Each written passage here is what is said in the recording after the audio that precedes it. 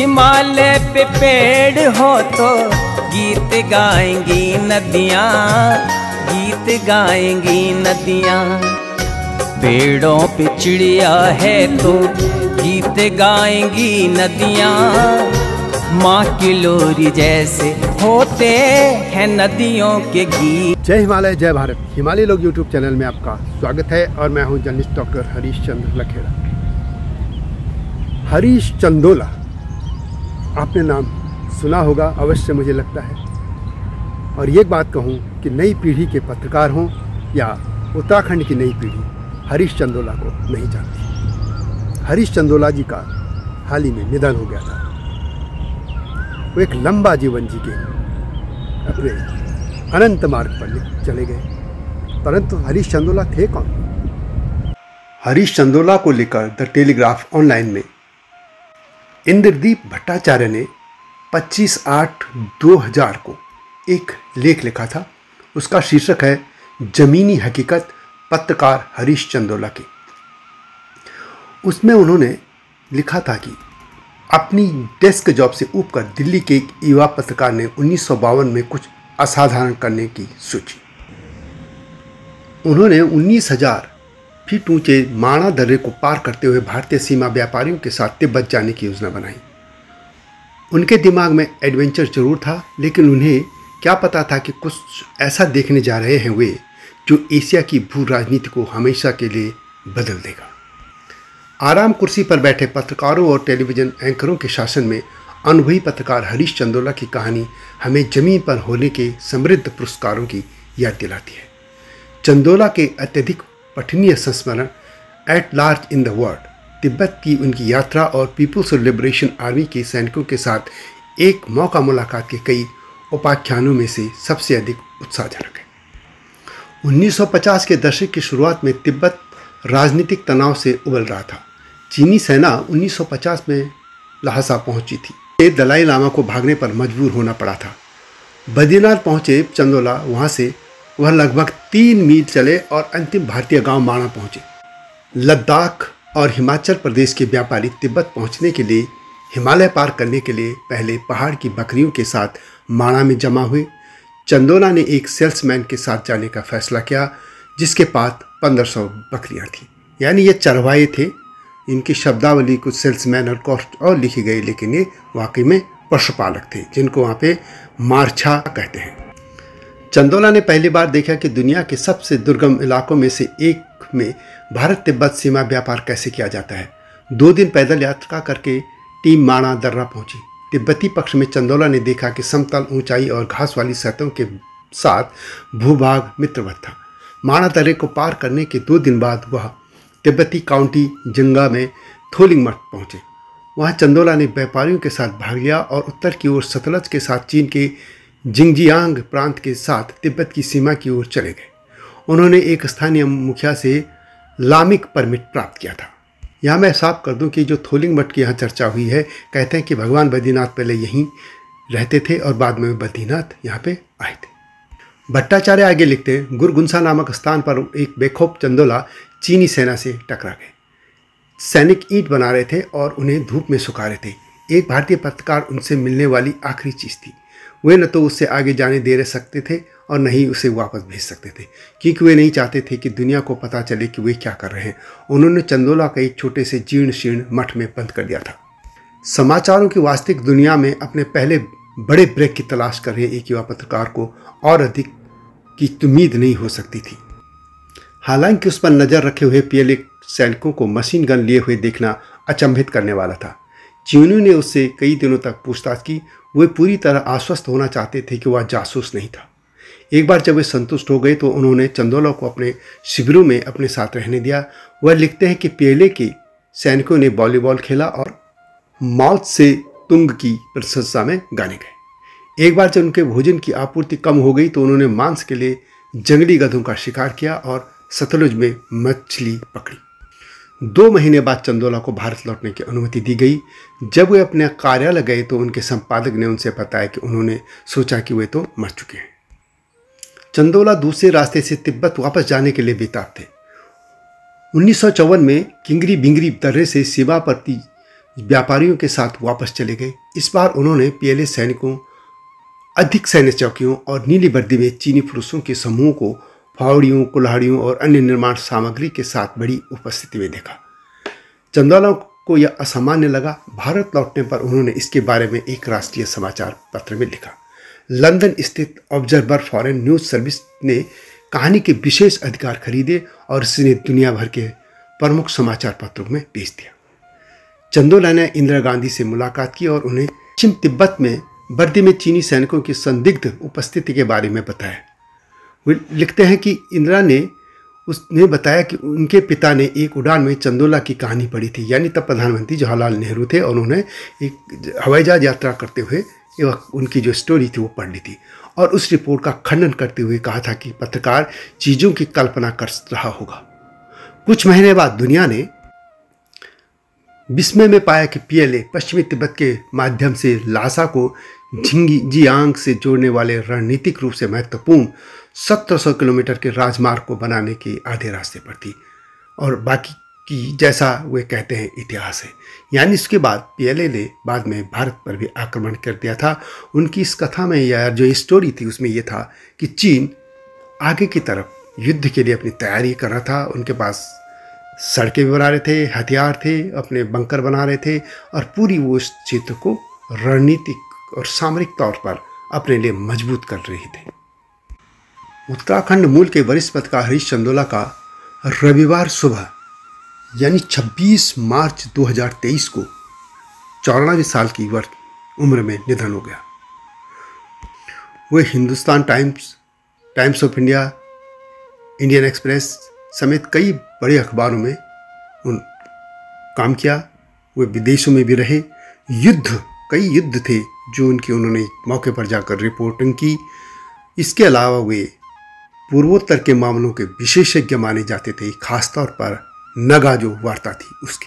अखबारों से की जो दुनिया थी उससे रिटायर होने के बाद वे शहरों में बसने के बजाय सुदूर उत्तराखंड में जोशी मठ जो है, जो भगवान आदि शंकराचार्य ने एक मठ बनाया था जोशी मठ, उसी के आसपास उनका ही जो घर था वहाँ पे वो रहने लग गए थे, वहाँ चले गए थे। उनकी एक किताब है at large in the world.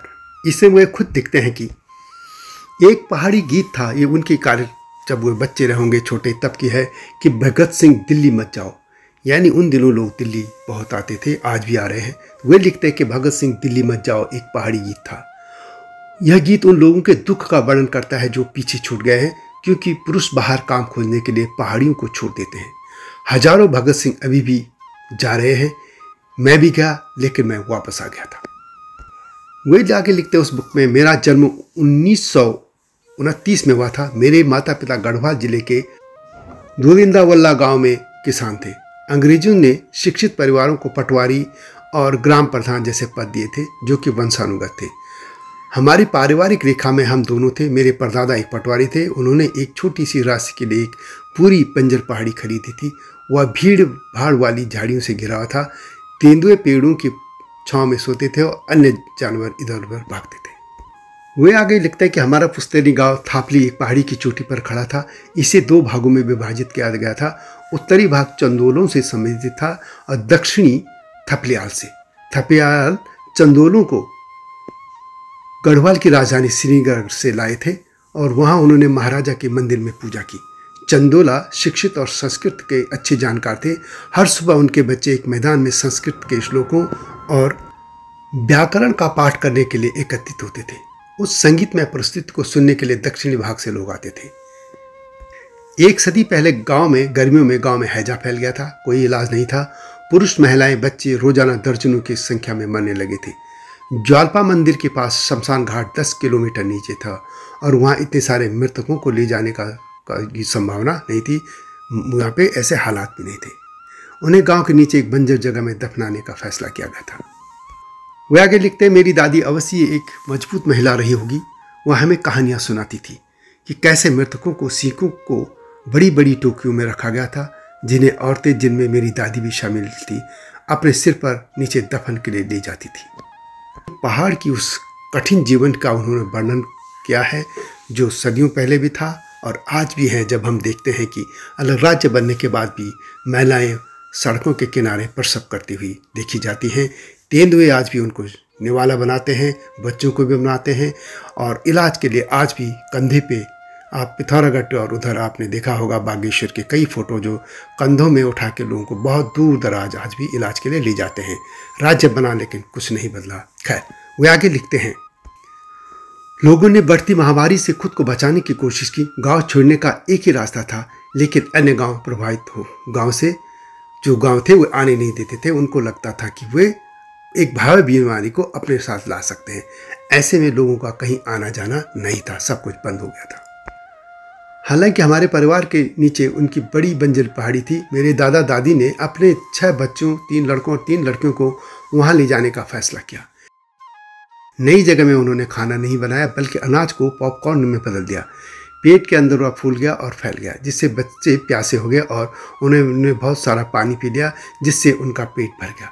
थोड़ा सा झुलसा हुआ दाना काफ़ी दूर चला गया। बाद में एक पहाड़ी झरना था। मेरे दादाजी ने झाड़ियों को काटा और टहनियों और पत्तियों से एक झोपड़ी बनाई। बारिश हुई और बच्चों के हाथों और जेब से जमीन पर गिरा अनाज अंकुरित होने लगा।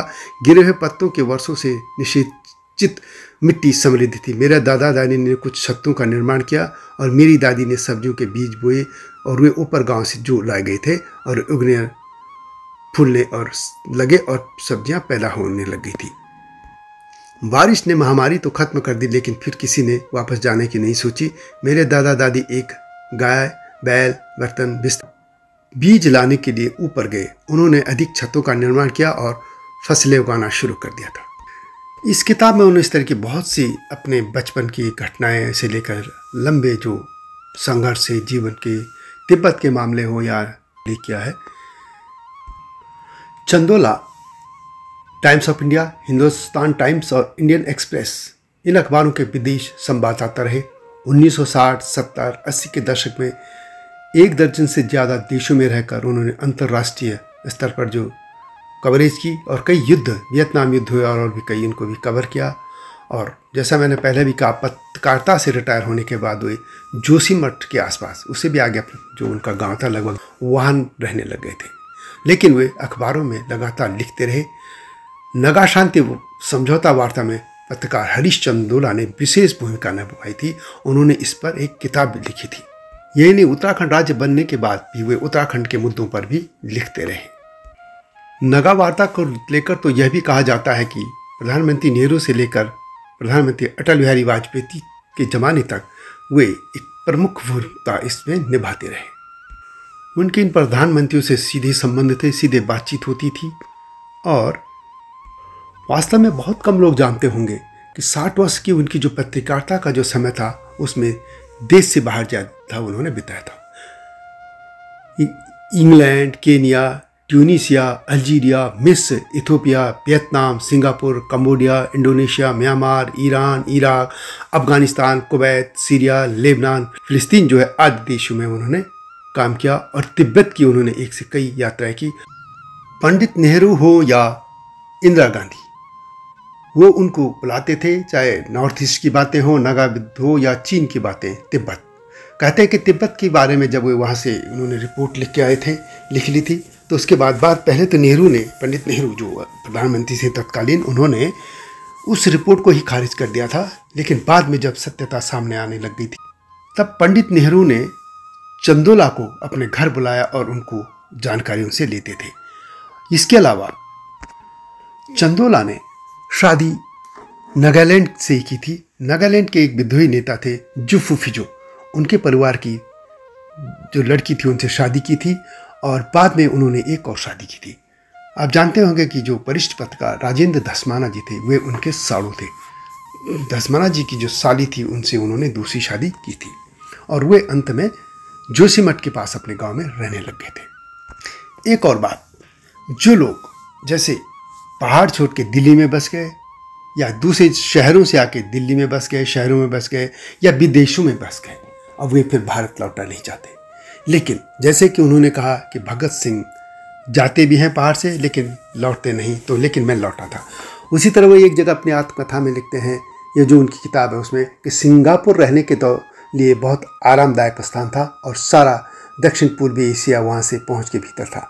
मगर मैं वहाँ 12 साल से अधिक काट चुका था, यानी तब वो वहाँ पे रिपोर्टर थे, करस्पॉन्डेंट जो भी होते विदेशी वो थे, और भारत लौटने के बारे में सोचने लगा था। मेरे बच्चे बड़े हो रहे थे, मैं चाहता था कि वे हिंदी जाने और भारतीय ढंग से रहना सीखें। मैं सिंगापुर में और अधिक रहना चाहता, इसके अलावा कुछ अन्य कारण भी थे। गढ़वाल में मेरे गांव में रह रहे अपने माता पिता और नागालैंड में अपने ससुरालियों से मिलने के लिए मैं 1979 में 2 महीने के लिए भारत आया। मैं कुछ दिनों दिल्ली में भी रुका और अपने संबंधी हेमवती नंदन बहुगुणा, जो कि उस वक्त चौधरी चरण सिंह की अल्पायु सरकार में वित्त मंत्री थे, वे उनसे मिलने गए। बहुगुणा चाहते थे कि मैं भारत आकर उनके राजनीतिक काम में उनकी मदद करूं। वे उस समय इंदिरा गांधी के नेतृत्व वाली कांग्रेस में दोबारा शामिल होने की सोच रहे थे। इंदिरा जी उस वक्त सत्ता से बाहर थी, मगर चाहती थी कि बहुगुणा सांसद का जो अलग अलग चुनाव है उनकी ओर से लड़े और तैयारी करें। बहुगुणा जी चरण सिंह सरकार के महत्वपूर्ण मंत्री थे।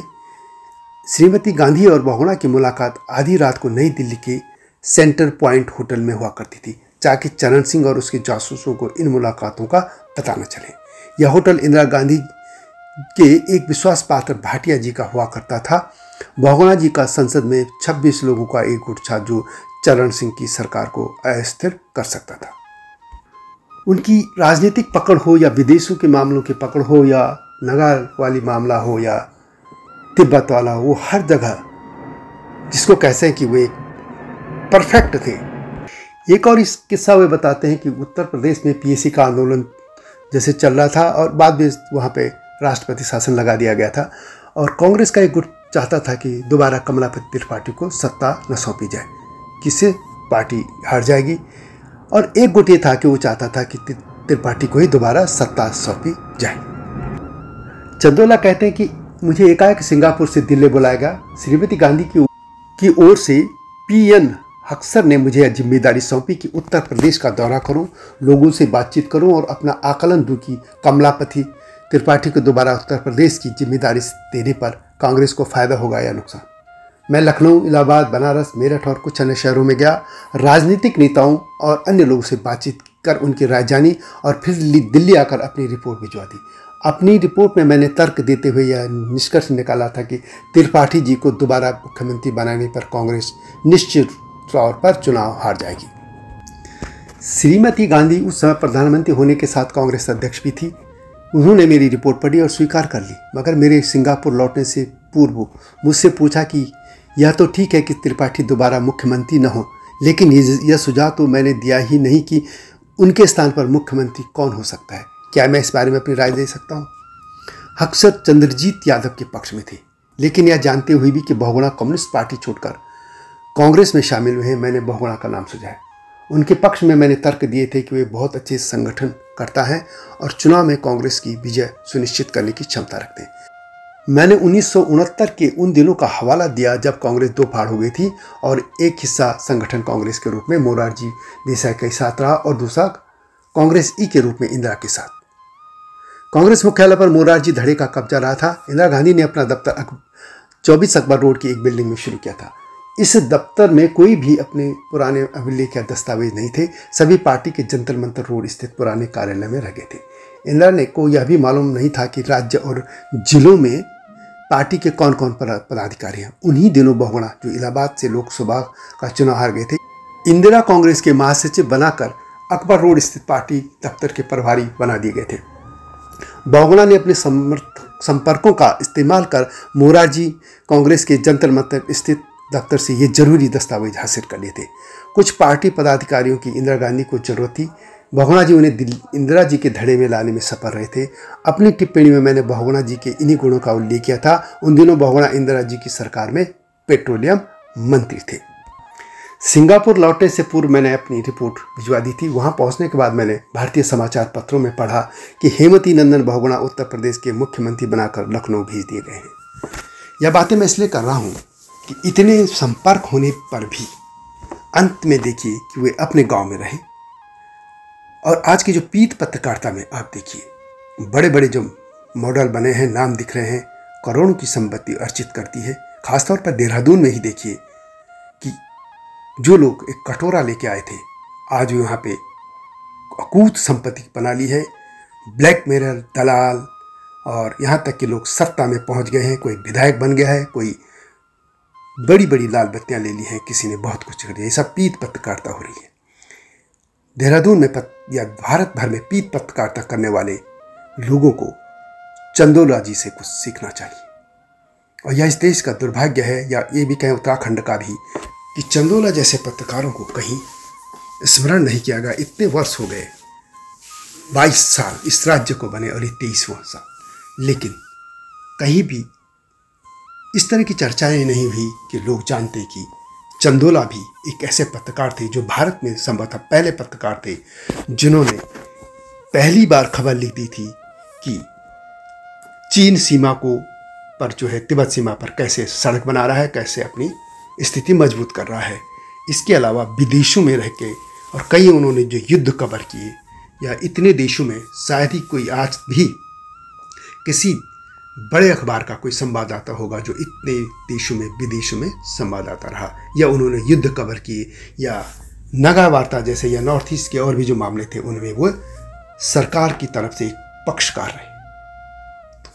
तो यह थी एक छोटी सी उनके बारे में जानकारी जितने पास मैंने जुटाई, या एक वीडियो में आ सकती है। बातें तो बहुत सी अनगिनत हैं, लेकिन यह एक विनम्र श्रद्धांजलि है चंदोला जी को, हिमालयी लोग यूट्यूब चैनल और मेरी ओर से। यह वीडियो कैसे लगी कमेंट में अवश्य लिखिएगा। और चंदोला जी को लेकर यदि आपके पास भी कोई स्मृतियों में कोई घटनाएं हैं तो अवश्य मुझे लिखिएगा। मैं कोशिश करूंगा कि एक और वीडियो उन पर बनाऊं। तो वीडियो को कमेंट अवश्य दीजिएगा। अगली वीडियो की प्रतीक्षा कीजिए। तब तक जय हिमालय, जय भारत।